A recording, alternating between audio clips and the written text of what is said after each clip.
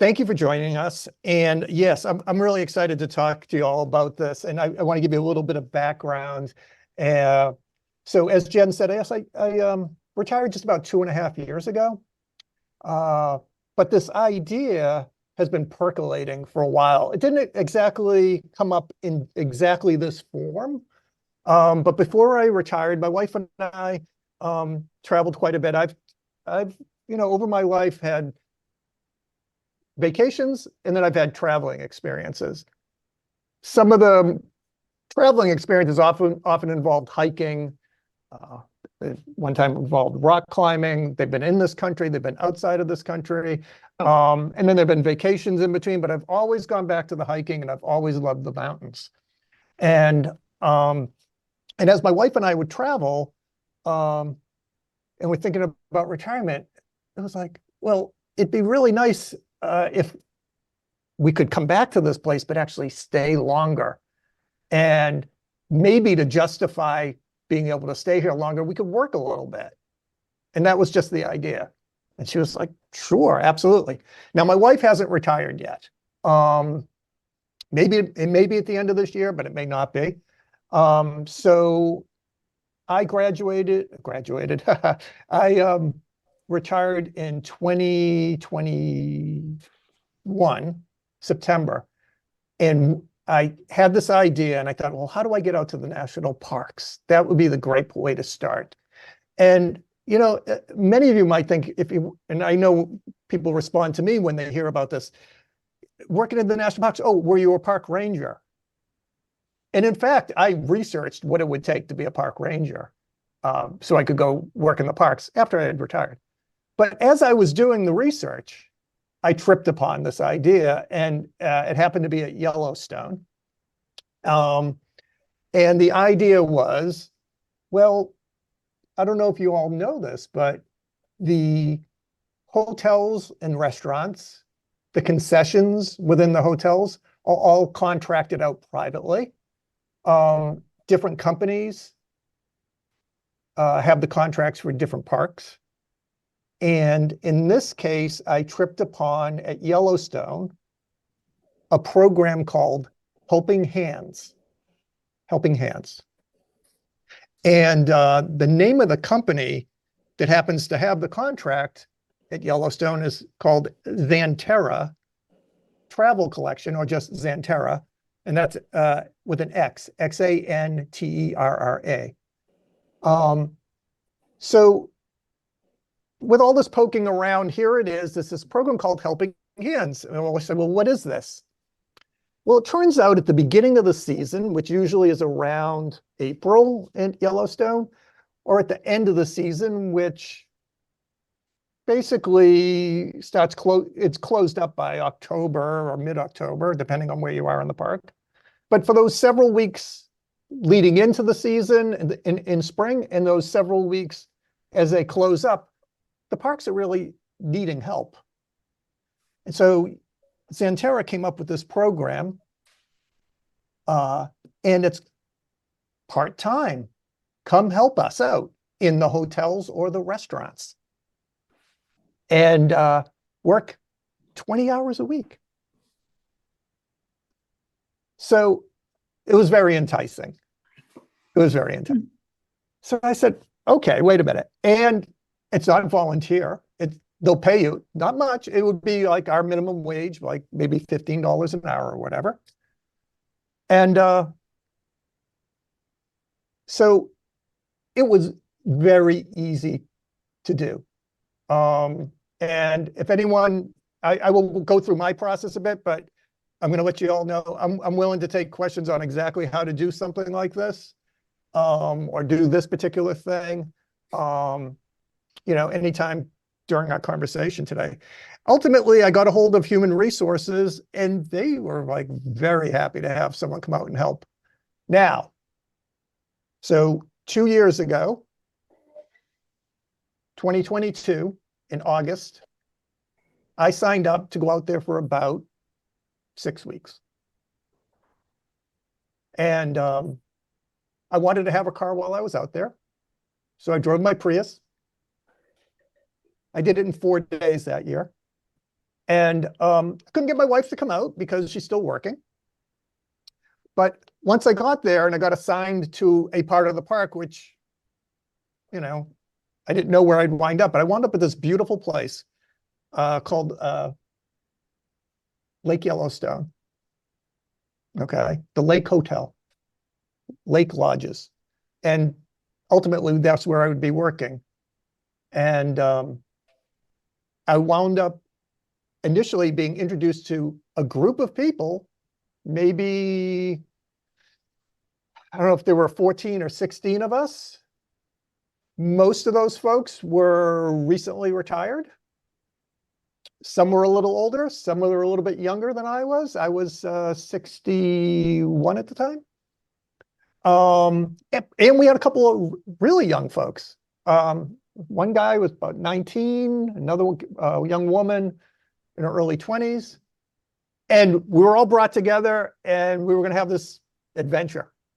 It was like they trained us on whatever was going to happen. Yep, I see a hand up. Hold on. They do have special lodging, yes. Oh, okay. So the first thing they do is they get you settled in. And then you go to a training. And the options there are dormitory, or if you have your own RV, you can bring your own RV and park an RV in the park. They have locations for employees. Okay. The nice thing about the dorms was, well, that first year, I got a room. Now, if I'd gone with my wife, we would have been assured a room to ourselves. Okay. In the first year, I got a room. I could have potentially had a roommate. And we had one of those, I think, and I may be dating, this may not be a correct term, but we had a shared bathroom, one shared bathroom. So the guy in the room next to me, I don't know, did they used to call those Jack and Jills or something like that? Because I had a room, there was the bathroom, and then he had the room on the other side. He was training just like me. We were both doing the same program. And so they put you up. That year, it was because it was still the flood. That was the year of the flood. This is the tail end of that year at Yellowstone. They didn't even charge us for the room. And then, so anyways, we got set up there. Then you get trained and you get assigned different locations that you could work. And they work with you. Like, what would you be comfortable doing? Here are all the different options. And a lot of it is in the restaurants. So it could be serving, helping prep meals, working in the kitchens. Or if it was on the hotel or the lodge side, which the lodges there are, if folks haven't been out there, are cabins. People are staying in the cabin. So it would be a housekeeping kind of job where you go in and strip beds, make beds. But remember, you're going to work 20 hours a week, and they set it up so that you only work 4 days in a row, and you get the other 3 off. So I could do almost anything for 5 hours a day. And so you have a place to stay, and then wherever there's a restaurant, well, not every restaurant, but in some of the places where there are also restaurants, there's an employee dining room attached somewhere or nearby. And so they take out some money for room and board. In that year, they didn't take out for the room. But you're entitled to 3 meals a day. They do full breakfasts. They do full lunches. They'll do a pack and go lunch for you. You tell them the night before you're hiking the next day, and they'll pack a lunch for you, and you pick it up in the box in the morning after breakfast, and off you go. And any place you go in the park, the major sections of the park where the hotels are, there'll be an employee dining room. So there's about 4 or 5 of them. Tony, do you want to share some of the photos that you have to bring this to life a bit? Yes, let's do that. So first of all, you need to know that you're going to a beautiful place if you go out to Yellowstone. How many of you have been to Yellowstone before? Okay, so some of you know, you've been there. Um, this is a shot, by the way, beautiful, gorgeous sunrises from Hayden Valley, which is where a lot of the bison come together. One of the places. Okay, we can go to the next one. So that's my little blurb on me. If you're coming in through the north, big sign will tell you that, yes, you've officially arrived at Yellowstone. You can hit the next one. So I mentioned that you're going to join a group of people. And this is just part of that group that I met. And you kind of work it out. Like how your schedules work, you could work together to make sure your schedules work. And then basically, find time to hike together. So this is not too far from the Lake Hotel. And again, these are just some of the folks that were working at that Lake Hotel area that year. You can go to the next one. So I mentioned there's a hotel and a lodge. So the top left and middle is what's considered the Lake Lodge. Basically, those are cabins, but when you check in, this is the space you check into. And like I said, you're going to be living in a dormitory. So I'm not at Yellowstone to hang out in my dorm room. So I made a commitment to myself that I would only show up back at my dorm room after I left it in the morning to basically change my clothes or to sleep. Like I'm ready to fall asleep and that's it. So my living rooms, plural, were one at the Lake Lodge on the left here. It's a gorgeous, gorgeous space. And they happen to decorate it every August 25th for Christmas. There's a story behind that, but they celebrate basically Christmas and summer every year on August 25th. And but there's these beautiful leather chairs, 2 fireplaces, and I could go down there, meet folks or not, hang out, read a book. And right next to it is the recreation program space, which I'm not going to show you a picture of, but basically on that building, you can go in and play basketball, have games. They throw parties in there. There's a weight room in there. There's community events in there several times a week in the evenings. Or this program also plans hikes to different parts of the park throughout the week. So there's definitely some things you can do with folks. And if you're not hanging out there, go back one more time, please. This other one on the bottom right, that's the view from the Lake Hotel lobby. And that's just one little piece of it, but you could actually sit there, or there are many couches, and there's a grand piano with someone playing it every night. And you can sit down and have a drink, hang out with your friends, or however you like to do it. So that was my other living room the first year. And I did go back the following year. Expect to see wildlife like bison. But interestingly enough, if you like horses, there are places you can go to ride them. This actually is a service where they will take you on a ride through this. It's a gorgeous 10-mile long trail that I hiked a good portion of. And they even get, this guy isn't necessarily dressed up in the gear. That picture didn't come out well, but sometimes they get dressed up in period outfits. It's kind of nice, but old style. And next one. These are some of the features that you will see in the park, whether it's the fumaroles or the hot pots and all that are actually different colors depending on how hot the water is and because that determines what will grow in it. That turns it to different colors, but you'll learn more about that if you go. And the other nice thing is this is one of their old buses that are still in service. These are from the 1930s. They have them all refurbished. And if you're there and you want to take part and either go out on one of these rides or go out on the boat or ride the horses, you can do that for free as long as there's space available. So it's a great way to get around. And then every evening, I showed you a sunrise. There's also a beautiful place, if you're down at Lake Yellowstone, called the Butte. There's a gorgeous sunset there almost every night. Yeah, and I think Tony shared a little bit high level, and you touched upon some of the specifics about what your experience is, but wanted to transition into a little bit of questions. And I'll kick it off. I have some prepared questions that we can kind of get going on.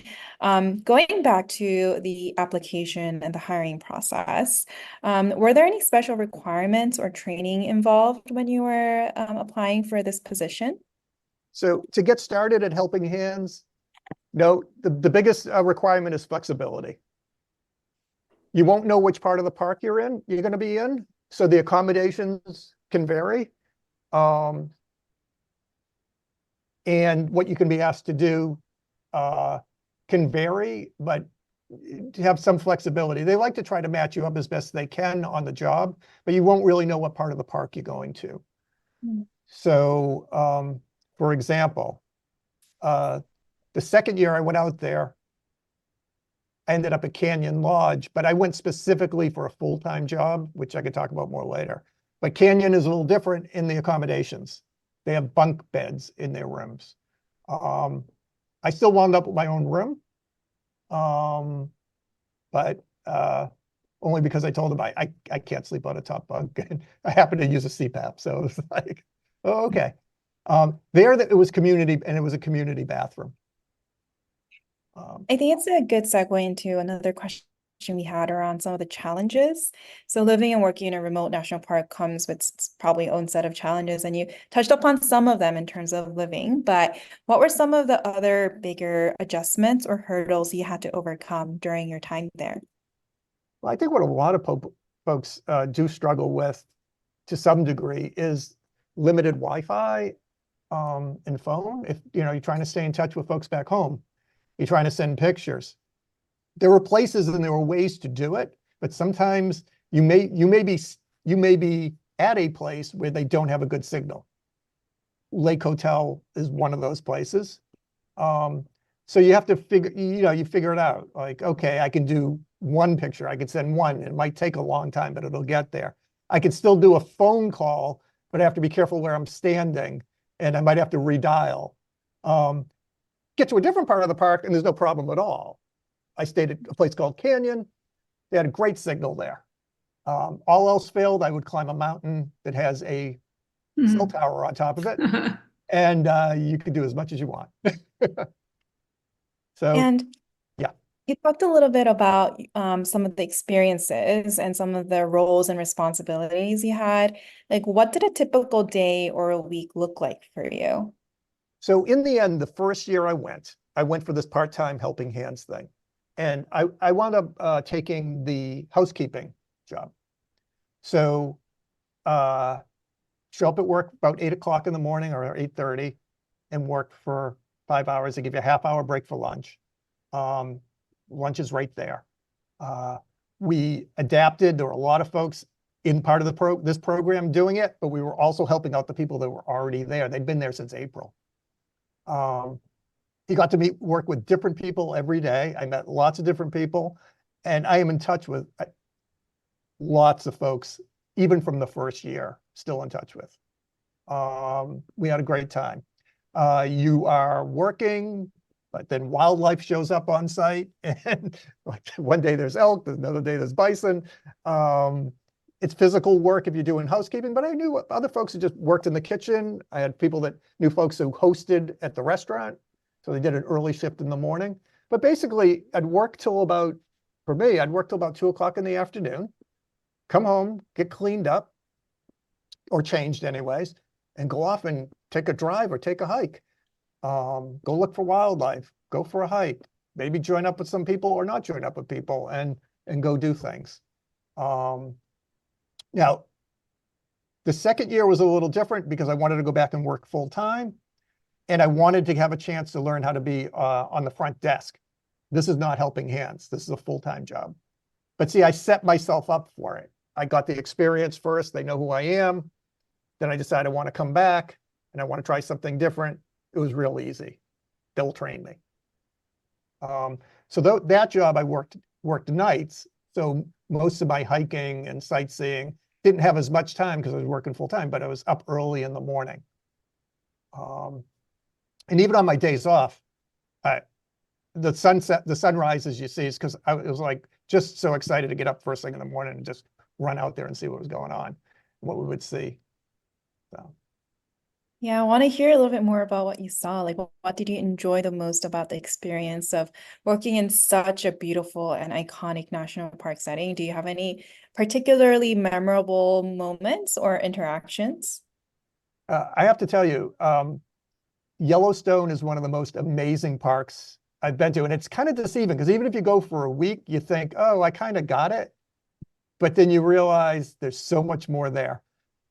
The wildlife, I was always looking to see if I would see wolves.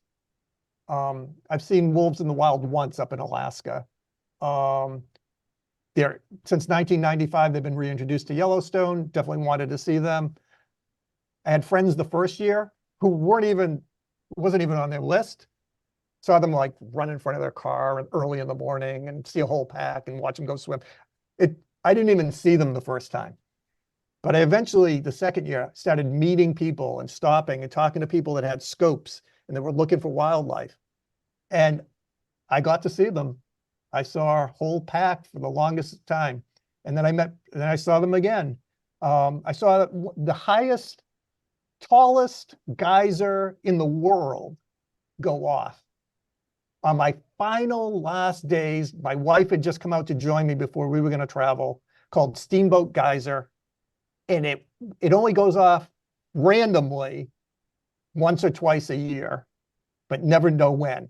There are rangers there that haven't seen it go off and they've been there for 20 years. And I saw it go off with my wife. And we were in that part of the park. I was showing her around. And it was absolutely amazing. And that's the Norris Geyser Basin. The best part was the people I met along the way. You'd come home after the end of the day, whatever you were out, and you could choose to like sit on your own and whatever, but it was a lot of fun to just sit down at a table with, these folks that you already know, maybe other people that you're getting to know, and just share stories. And people had great experiences. People had great photos. I had one guy I met last year who was a professional photographer. He had phenomenal photos. So yes, a lot of fun. That's so great to hear. Just like how lucky you were to see the geyser go off. I put in the link for anyone who's curious about the Steamboat Geyser, a link to learn a little bit more about it. Couple more questions, and I'll open it up for anyone to chime in here. What advice would you give to someone who's also considering taking on a similar experience, working seasonally or temporarily in a national park, in retirement? I'd say is just go for it. Just do it. Like you're not really going to know until you go and do it. But I've met now 2 years in a row, I met the Helping Hands folks this past year as well. And with the exception of one woman who felt like she was just working really, really hard and physically she couldn't handle the schedule. But I've only met one person that didn't want to stick it out or wasn't talking about like coming back. But you have to be adaptable. It's not luxury living. If you bring an RV, you can have your own space, but the accommodations, you just have to be flexible. You're going to meet people that are out there to do the same kinds of things you want to do and see the same kinds of things. So you have to be flexible. And if you do travel alone, you'll be sure to meet folks, but you're gonna miss folks back home, and make some arrangements around that. Susan had a question around, like, what did you do outside of the park? So Yellowstone's in a perfect location. So if you get tired of Yellowstone, you go down to Grand Teton. I never really wanted to leave the park. I spent 6 weeks the first year. I spent 7 or 8 weeks the next year. I really did not want to leave the park for anything. But there's a great museum if you do go out there in Cody. The Buffalo, is it the Buffalo Bill Museum? I'm forgetting the name of it. Buffalo Bill Museum. You may all know. Someone shaking their heads know what I'm talking about. But there's a great museum. You can get out of town and go spend days at that museum. You can go into, there are towns, West Yellowstone, right on the edge of the park. You can get out and you can go to, someplace different, a restaurant, a store, whatever you need. I met people that on the first year, in the 4 days they had off, they drove all the way to Glacier National Park and back. I know folks who signed up with a captain on one of the boats and went out like fishing all day and just came back. We had a fish fry one night. They just came back with more fish you couldn't believe. So there's different things you can do. There is a medical center. In this case, I think there's more than one in the park, but there's one definitely like Lake Yellowstone. And I actually took advantage of it the first year I was there. And you're signed up for an insurance policy. You pay a little bit of money. And then if you do that, they can go through your insurance as well. It didn't cost me hardly anything. I think it was like a $10 copay or something. But there are medical folks right there. So the Helping Hands program right now is also at Mount Rushmore. So I know a guy I met last year. He's now at Mount Rushmore. He's just finishing up the spring season. They had it at Glacier for a while, but then it didn't work out. So really the biggest place and the best, well, just for Helping Hands is Yellowstone. And if you happen to have a particular interest in Mount Rushmore right now, it's also there. Okay. They pay you $15 an hour or so, maybe some change. And the food cost, we figured it out one day. It was like $3 a meal, $3 to $5 a meal. It averaged. They take out 200 and I think the maximum is like $220 over 2 weeks. So it's about $110 a week, roughly. Don't quote me exactly on that number. It's pretty close though. And that comes out of your check. There's no state tax there, but there is a small federal park tax, very small. And your Medicare and stuff like that, Social Security. No fee I don't know what the fee is for the site, but I think it's pretty reasonable. And yeah, full hookups. Part of the reason I trained to work front desk at a hotel was so that if I wanted to, now again, I'd at least have some experience going in. And I don't intend to go in and work full season, at least not yet, because my wife hasn't retired. So last year, I waited until July, and then I contacted Yellowstone. I just call their HR department, okay? Okay. And I can give you their phone number, and they'll set you up with how to find the jobs. But I said, yep, I'd like to work the front desk here. And then they had an opening. I didn't care where it was in the park, I would do it. Now, I can go to Yosemite and say, hey, I saw there's a position at the Wahani. I've already done this a season, part of a season.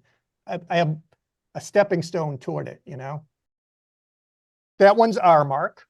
Oh, okay. Xanterra, however, is at Grand Canyon, Glacier, Death Valley, and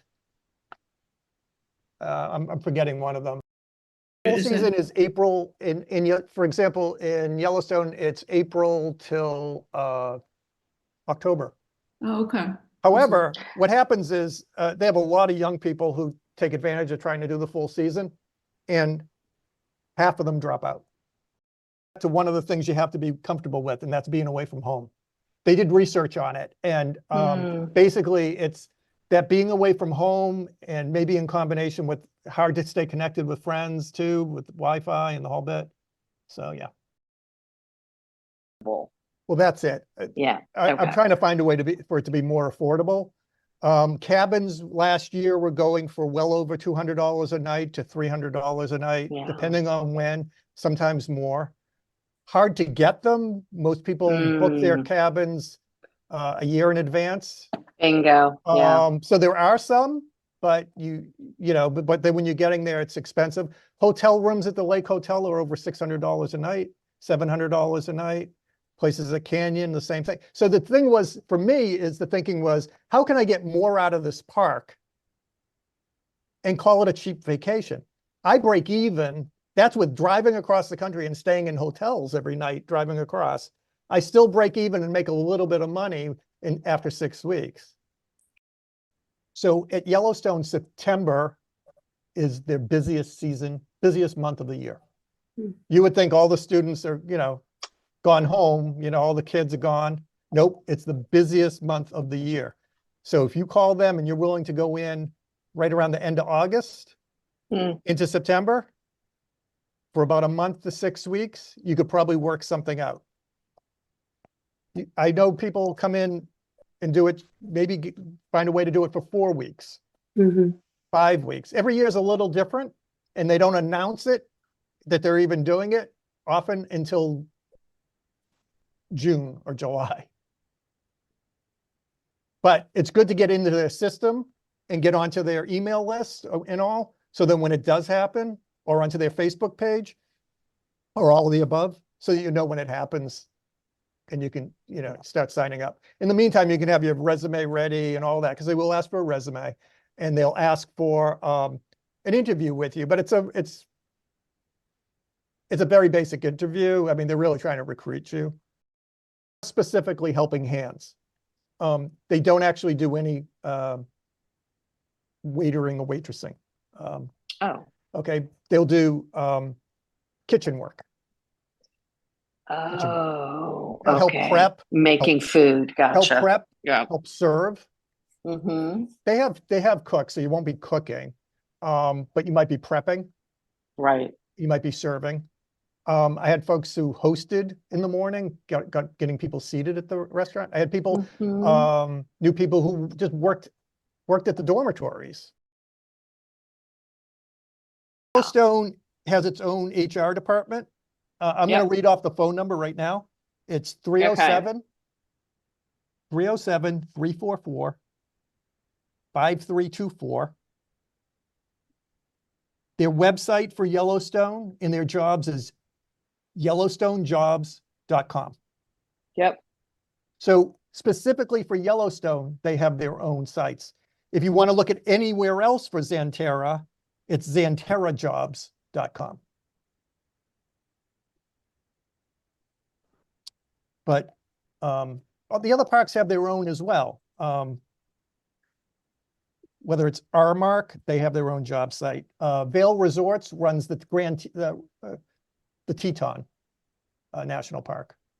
I have one question to kick us off is, what was the most valuable or lasting impact this Yellowstone experience had on you personally or even professionally? I would say that what I thought was just a dream or a fantasy of what could happen in my retirement actually became a reality that now I expect I can go out and do anywhere. If I'm willing to pick up a couple of skills, if I'm willing to work part-time or a short season, I can go almost anywhere. And that's fantastic for me. Yeah. And my wife's on board. I just can't wait till we get to do it together. Are you still involved with Yellowstone or the National Park Service in any way after your work experience ended? I check, there's an employee Facebook page. I'm in touch with most of all of the folks that I've trained with and worked with the first year, and a couple of people I got close with the second year. I've had folks come into Boston and look me up. I've got folks planning to come and see me. So I'm in touch with the folks that I met there. And I know that all I have to do, if I do want to go back, is just pick up the phone, talk to HR and say, I'm interested in coming back. What do you got? What should I look at? Well, Tony, any last remarks from you? I think if anything I said today sounded exciting to you, even if you have questions, first, feel free to reach out to me. Jen, you can share my information. But also, just pick up the phone or go online and just look at it and see if you can make something work for you. And if it's not national parks, well, think about what it is you would like to do and realize that there's lots of different ways you can do it. So just kind of set your mind to it. And I'm happy to talk to anybody about any ideas you have, and help inspire you and motivate you to Mhm. pursue.